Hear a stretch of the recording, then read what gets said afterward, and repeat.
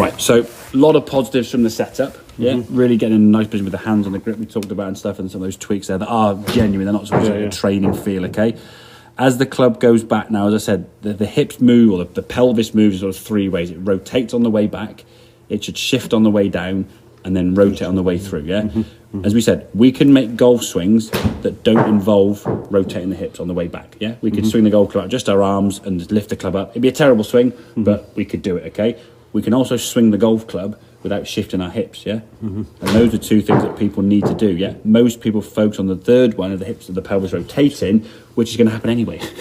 So when we swing the golf club back now, we get a pretty good turn with our right hip on the way back as we go here. Now the club working back nicely online, good rotation. When you get here now, if we sort of just watch this sort of movement here of this right hip and shoulder, the shoulder kind of dipping forward there now, and everything now. So when you come back to the golf ball now, you see how far over the top that club is coming from. He's coming from in there, okay? You get the sensation you're up here, and it might then be more from sort of right side, right hip and shoulder. You want to kind of get it going out that way, okay? What you've got to feel now, with the help of the sort of training aid now with the sticks, okay, let's just watch your hip movement now. So your arms start going first here now. Even though you're trying to keep your hips quite still, you can see next frame probably, maybe now, your hips are now square the target. And the club's barely halfway down into downswing, Obviously this one on the left-hand side, because the shoulders have gone through so far, we can see where that club's coming. That is just high in the air. If we sort of measured the ground there to the golf ball, how high that club is, it's very high in a very short space of time. That's going to be the steep angle, When the club works more from this side, it's shallower. If it's working from outside, it's going to be steep, So at least this club here now is working a little bit more.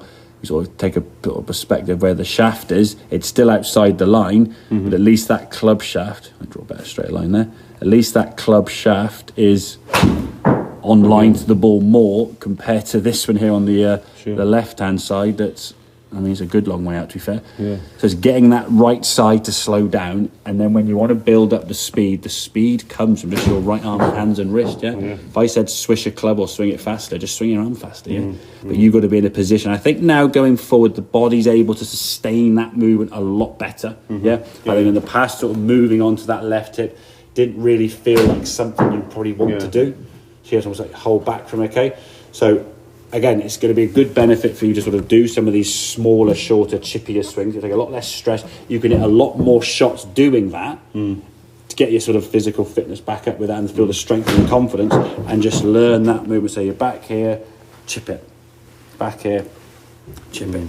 Get this right side out the way and keep him there, Which in turn will now shallow the angle of attack. Looking at the old hack motion we did there when the wrists were good, your top of the backswing is partly why you do come over the top. When you get up here now, your club was getting a little bit open here, so that sort of over the top movement. Then when you come back to the ball, you actually do recover it. But if you recover it with the club way out to the line, it's irrelevant because you're shanking. The club can be dead square and your hands can be forward nicely, but if you're shanking it, it's going to shank again. So we've got to get that club working back down more with this not moving so much, Let everything fall down here, or the feeling of falling down. While this right side is sort of almost like you're bumping your left hip or your left shoulder towards target. But as we said, doing it sort of smoothly and slowly, like you would do as if you were going to skim a pebble or throw a rugby ball, The second we get this kind of like aggressive over the top, and we see it in this sort of move here now, this is good, that's a downswing,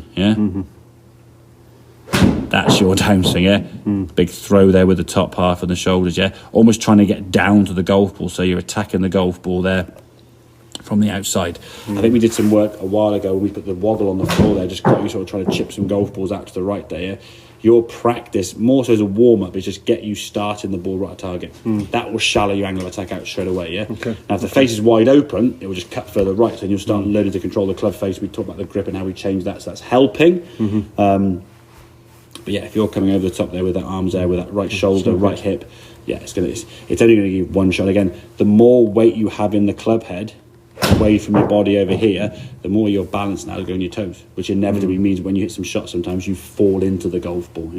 So keep that shoulder back, keep that right hip back. Again, that practice there. Once you've got that hip back here, let the arms come down first without the stick moving. You still see when the arms are in, there's still a movement more than we want. When the club now has got daylight between your neck, we've got a chance we've seen the club sort of in this position. Ideally, want it over here somewhere, a lot flatter and shallower, with this move with the top half. Okay, makes sense. Right, let's have a couple more then, buddy. All right.